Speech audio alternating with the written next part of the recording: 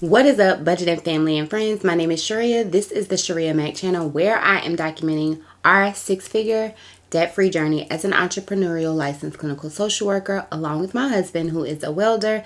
Together we have a combined income of about $130,000, and we started our journey in October 2023 with $305,884 worth of debt, and we have a goal to have that debt completely eliminated by December 31st, 2026.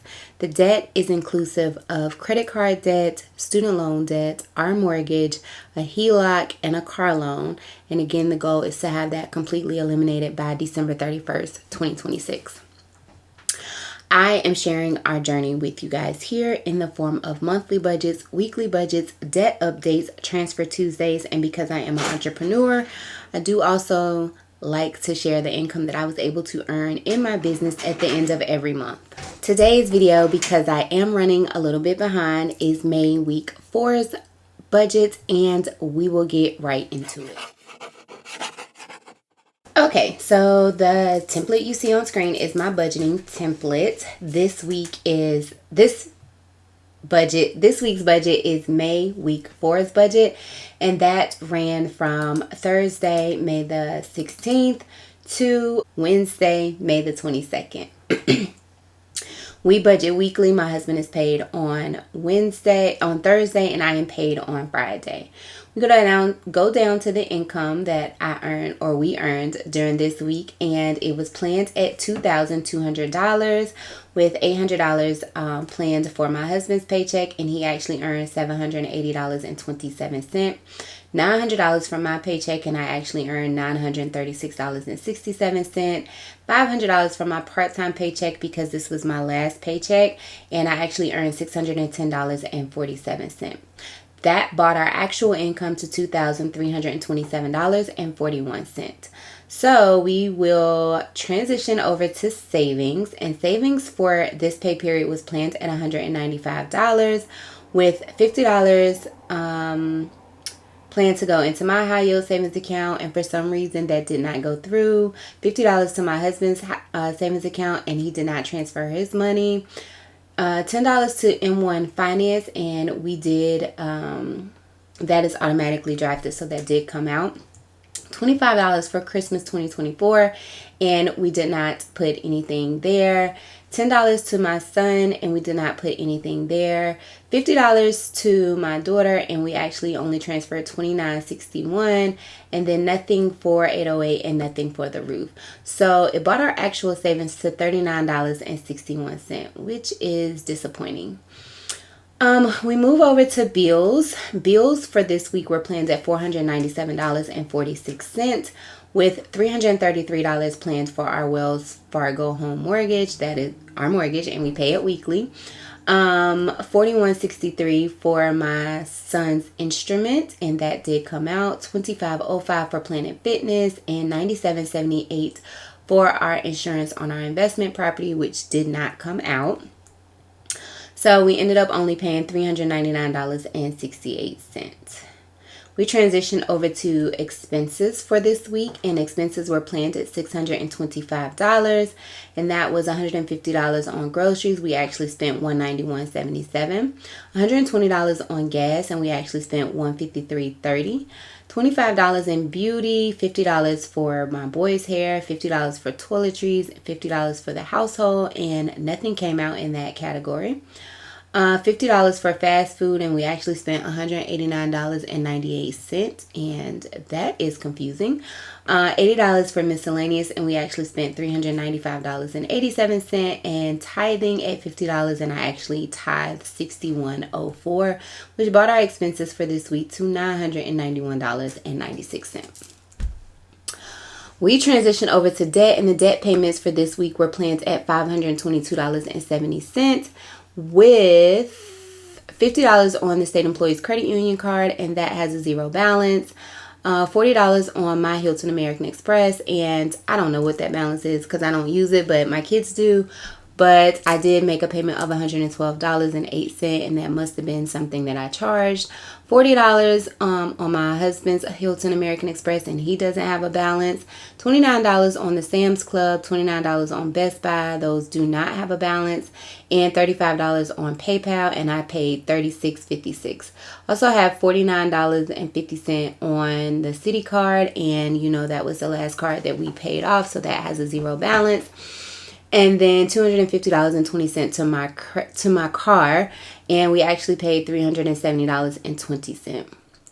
So the cards that do not have a balance, obviously those balances were snowballed into a different debt, which looks like these debt payments that were made, which brought the debt payments that we were able to make for this week to $613.51. We transitioned over to the budget versus the actual. We had a planned rollover balance of $111.66 with an actual of $267.05, and I'm not sure if that's accurate or not. We had a planned income of $2,200, and the actual income was $2,327.41. Income saved was planned at $195, and we only saved $39.61. Income spent was the combination of bills and expenses, and that was planned at $1,122.46, and we spent $1,391.64, and debt was planned to be paid at $522.70, and we actually paid $613.51. That left a planned leftover balance of $471.50 with an actual leftover balance of $549.50. And that may be a bit accurate. It's just hard to recall that long ago. We go over to the breakdown, and we only saved 1.9% of our income for this week, and that is really disappointing. 19.5% of our income went towards bills. 48.5% of our income went towards expenses for this week, and 30% of our income went towards debt, which again is also disappointing because I like to see it at 35% to 50%. Because we were over in every category that we spent money in or that we planned in our expenses, I am going to review those transactions down below. So here you see we got an insufficient fund fee, and I explained this to you guys before, but if you are new here, what happens is we have our mortgage set up on automatic draft. It's set up for Wednesday, and originally it was coming out on Friday when I could guarantee the funds would be in there. Well, here recently, instead of it coming out on Friday, it's been coming out on Thursday. Now, we usually do have money in the account, and my husband gets paid on Thursday, but they must draft it at 12 a.m. Thursday morning, and his check is not reflected until 8 a.m. Thursday morning. And so what happens is it looks like we don't have enough money, and we get the NSF fee. So I have it written down in my calendar on my to-do list for today, actually, to call and change our automatic draft from Wednesday to Thursday, and hopefully it will then come out on Friday. So that was one of the things. Let's see. I made a principal payment of $120 onto my Honda. We spent 6 cents in groceries at Sam's Club. We bought yard items from Lowe's, fast food, Chick-fil-A, gas in the Honda. $40 spent at Target, $34.60 spent at Harris Teeter, gas in the Camry. I bought a purse from Marshall's, clothes from Salvation Army, groceries from Walmart. It says I put $150 in a New York savings trip, so I wonder why that wasn't reflected up top. $150 on fast food because we went out to eat after my son graduated, and then a PayPal balance. So I'm not sure why things are not fully reflected. I guess the $150 is not reflected over here because it doesn't have a category, but I feel like it still should have showed up. But yes, we do have a trip coming up to New York. My daughter got an internship from June 12th to August 17th. So she will be in New York for that, for the summer. And we will be making a small family trip out of taking her up there. So I have set aside, the goal is to have like $500. We'll use our Hilton points to get a hotel room or two. And I plan to use my Fetch points for food. And my stepdad is giving money towards gas and tolls, so I'm hoping that, and then my mother is going as well, and she has offered to cover some expenses. So altogether, I'm hoping we don't spend anywhere. I'm hoping the goal is to spend anywhere between $800 and $1,000, but that's also including some things that she may need when she realizes she needs when she gets there. So that is it for May week 4's budget. If you have not already subscribed, please consider subscribing and share my channel with other individuals who are on a debt-free journey, whether it's a 6-figure debt-free journey or like a couple of $1,000 debt-free journey, as I'm hoping to share my journey so that it is inspirational and informational for others. I am a little bit disappointed about the progress we were able to make, but full transparency,